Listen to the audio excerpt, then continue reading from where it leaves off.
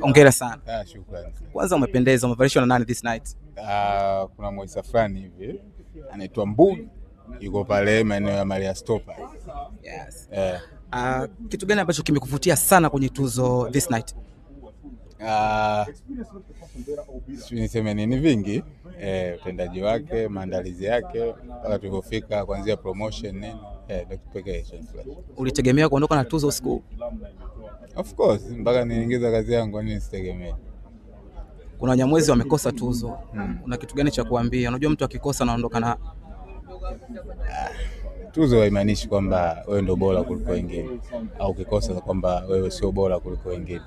Lakini tuzo ni kiashiria kwamba huo wakati ulikuwa wa mtu fulani na yeye kwa wakati huo alifanya kitu tofauti kuliko nyinyi wote wengine, lakini sio kwamba yeye ndio bora sana kuliko nyinyi. Hapana. Kwa hiyo aliyokosa fresh, mwakani tuondoke. Hizi tuzo ni chachu tu ya kuendea siku, tufanye tuendelee kupambania ndoto zetu. Okay. Kazi ya Mlinzi ilikuwa ni moja kati ya kazi zako nzuri sana. Tukaiona kwenye app lakini baadaye tukaiona tena YouTube. Kitu gani ambacho kili happen? Mkataba uliisha kwa sababu tulikubaliana baada ya muda fulani ikae kule. Kimalizika mimi nitaichukua niweke YouTube kwa sababu mimi lengo la kuifanya Mlinzi ilikuwa sio kwa ajili ya kuiuza sana.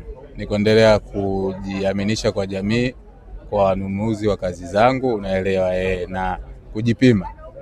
Kwa sababu ilikuwa ni moja ya kazi yangu ya kwanza kuproduce kwenye filamu kubwa, feature film, unanielewa. Kwa kwangu naitamani ionekane kwa ukubwa. Sisi ilikuwa sio tuuze tupate hela, sisi tunataka ile kazi ionekane kwa ukubwa ili watu waamini. Na ni kweli kupitia Mlinzi mimi iliniaminisha na kunifungulia milango mingi.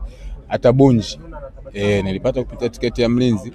Obambo filamu ambayo baadaye na kuchukua tuzo Nigeria huko nilipata kupitia mlango wa Mlinzi. Kwa kuna aina ya kazi kwako inatakiwa kama daraja la kuvukisha sehemu fulani, sio kwa ajili ya kukupatia kitu fulani. Kazi zingine zipo tu kukuaminisha na kukusogeza eneo fulani.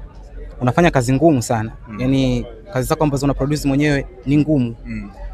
Ni aina ambayo umeamua kufanya kazi ngumu au ni story ambazo huwa unazipata zinakuwa ngumu?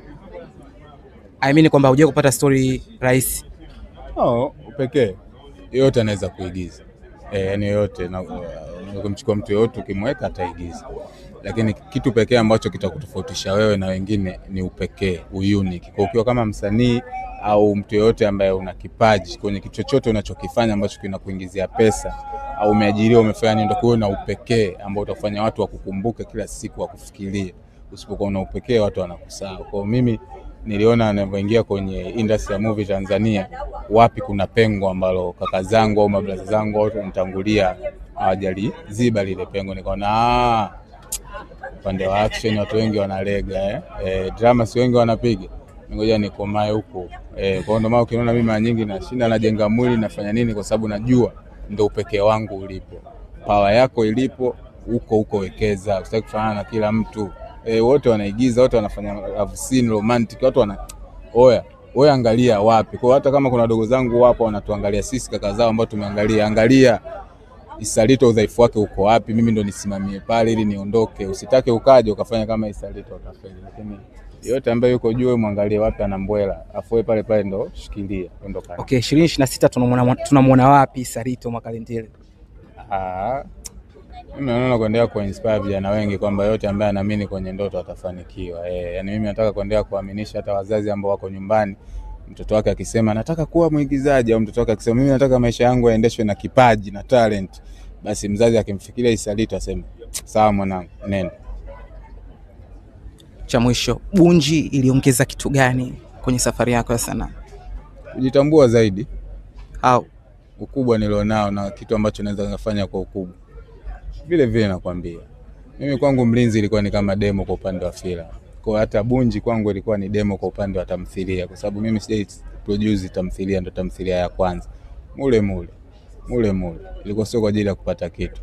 Ilikuwa kwa ajili ya kuendelea kufanya CV, kuaminisha watu kwamba kuwekeza kwa Isalito afanye series basi anaweza akafanya kitu bora ambacho kitaishi, ambacho kitakumbukwa miaka na miaka. Ndio maana Bunji imeisha, lakini mpaka leo ipo midomoni mwa watu. Kwa lengo ni kufanya vitu vitavyoishi, vitu ambavyo vitainspire watu wengine. Kwa kupitia Bunji mimi nifanya nijue ukubwa nilionao, uwezo ambao naweza nikafanya na mafanikio ambayo naweza nikaleta kwenye industry ya movie. Kupitia Bunji nimeinua watu wengi. Kupitia Bunji nimekumbuka nyumbani. Kuna ndugu zangu ambao wako Mbeya walikuwa wanatamani kuonekana, lakini mazingira ya maisha na kila kitu ilikuwa nafanya wanashindwa kufika, lakini nikasema okay, ngoja nirudi nyumbani nionyeshe wenzangu kwamba kile nilichoenda kupigania nimekuja kugawana na nyinyi. Kwa Bunji ni Salito. Bunji ni mtu yoyote yule ambaye anaamini kwenye ndoto zake. Bunji ni mtu yoyote yule ambaye bado hajafanikiwa. Okay, kwenye mafanikio ya mwanaume, mwanamke lazima awepo, na leo ni Valentine. Mke ana mchango gani kwenye safari yako?